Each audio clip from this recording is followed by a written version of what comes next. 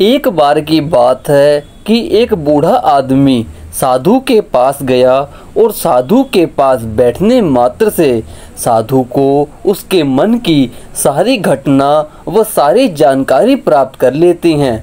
वह कहते हैं, तुम इतना परेशान क्यों हो? तब वह बूढ़ा व्यक्ति साधु से कहता है कि हे गुरुवर, मैं बहुत लोगों का भला करता था, बहुत सहायता करता था, पर लोग मुझसे चालाकी किया करते थे, षड्यंत्र रचते थे। तभी साधु ने कहा, क्या आपको याद है आपके साथ धोखा किसने किया? आपकी अच्छाई का फायदा किसने उठाया?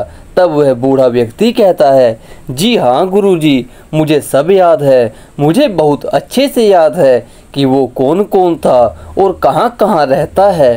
तभी गुरुदेव कहते हैं, अच्छा तो मुझे यह बताओ कि सबसे बड़ा धोखेबाज कौन है? तभी गुरु कहते हैं कि एक ऐसा व्यक्ति भी है जो इस संसार में तुम्हारे साथ बचपन से लेकर अभी तक धोखा ही कर रहा है, छल कर रहा है, अपनी मर्जी का कार्य तुमसे मुफ्त में करवा लेता है। तभी राजा कहता है, आखिर ऐसा कौन हो सकता है जिसको मैं नहीं जानता और वो मेरे साथ भी है? राजा अपने परिवार पर शक करने लगा। तभी गुरु कहते हैं, रुको, मैं तुम्हें थोड़ी देर बाद बताता हूँ।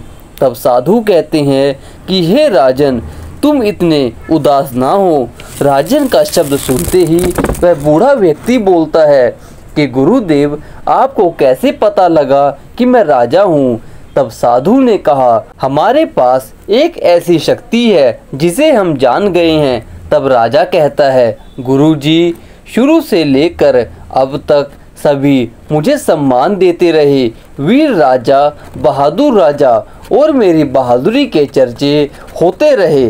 पर जब मैं आज रूप बदल कर निकला तब लोग मुझे चोर, कायर, डरपोक और कमज़ोर कहकर मेरा हौसला तोड़ रहे थे और मुझे बहुत बुरा और भला बोल रहे थे। यह सब बातें सुनकर वह बिखर सा जाता है।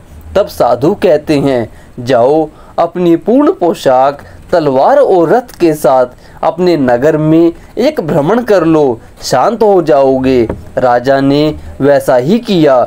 नगर के लोगों ने उनकी प्रशंसा की और प्रशंसा करते हुए उनके ऊपर फूल बरसाने लगे, राजा के गुणगान करने लगे।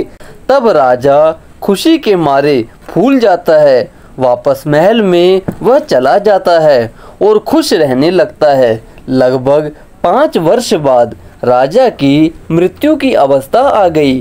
वह मृत्यु के पास पहुंचने ही वाला था। उसके पास बहुत सवाल थे, उसके साथ ऐसा क्यों हो रहा है?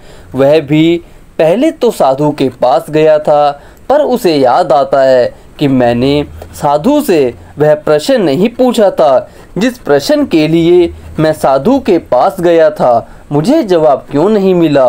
वह जैसे तैसे गुरु के पास गया और गुरु से बोला, गुरुदेव, मैं अपने उसी प्रश्न का जवाब लेने आया हूँ जो आपने मुझे बताया नहीं। तभी वह राजा कहता है कि मुझे अभी तक धोखा कौन दे रहा है, यह तो बताइए।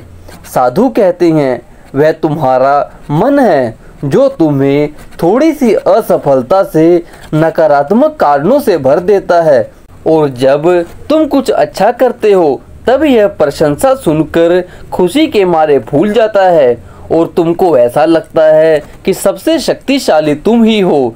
यही चाल है मन का। वह तुम्हें अपने इशारे पर चला रहा है, तुम्हें नुकसान पहुंचा रहा है।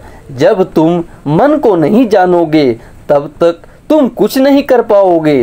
राजा यह सुनकर कहता है कि आखिर जीवन क्या है, हम संसार में क्यों आए हैं और इस मन के चक्कर में क्यों फंसे हुए हैं, क्यों भटक रहे हैं? आखिर क्यों यह हमें अपने इशारों पर नचा रहा है और हम चाहकर भी खुद को बाहर क्यों नहीं निकाल पा रहे हैं? साधु उसकी बातें सुनते हैं और कहते हैं, हम संसार में जीवन का कल्याण करने आए हैं, परमात्मा को पहचानने आए हैं, वह खुद को जानने आए हैं, पर हम संसारी चीज़ों में फंसकर, मोह माया में फंसकर, पैसों में फंसकर अपने उस सच्चे ज्ञान को प्राप्त नहीं कर पाते, परमात्मा को प्राप्त नहीं कर पाते और हमारा ज्ञान अधूरा रह जाता है और हम अपने जीवन के लक्ष्य से चूक जाते हैं। और अंत में जब तक हमें उसका बोध होता है तब तक बहुत देर हो चुकी होती है।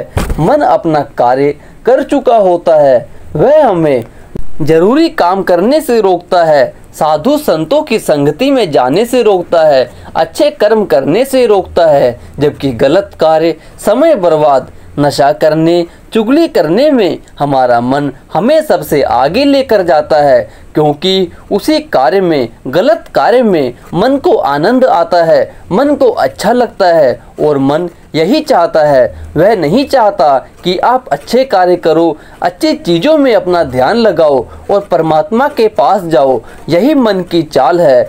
अगर व्यक्ति मन की चाल को समझ गया तो वह इस जीवन को बड़ी आसानी से जी सकता है और सभी कष्ट और परेशानी को आसानी से हल कर सकता है।